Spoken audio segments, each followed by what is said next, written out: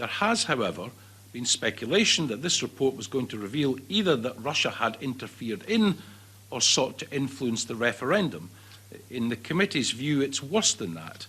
The report reveals that no one in government knew if Russia interfered in or sought to influence the referendum because they did not want to know.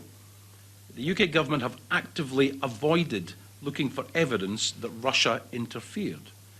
We were told that they hadn't seen any evidence, but that is meaningless if they hadn't looked for it. The committee found it astonishing that no one in government had sought beforehand to protect the referendum from such attempts or investigated afterwards what attempts to influence it there may have been. The government, the UK government, should have recognised the threat back in 2014 in relation to the Scottish referendum, but it didn't. It didn't understand the threat until after the hack and leak operation against the Democratic National Committee in the United States.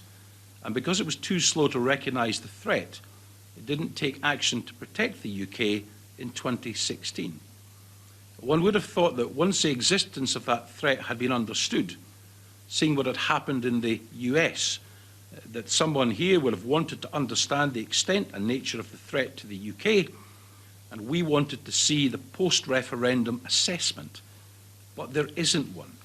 There has been no assessment of Russian interference in the EU referendum, and this goes back to nobody wanting to touch this issue with a 10-foot pole. This is in stark contrast to the US response to reports of interference in the 2016 presidential elections.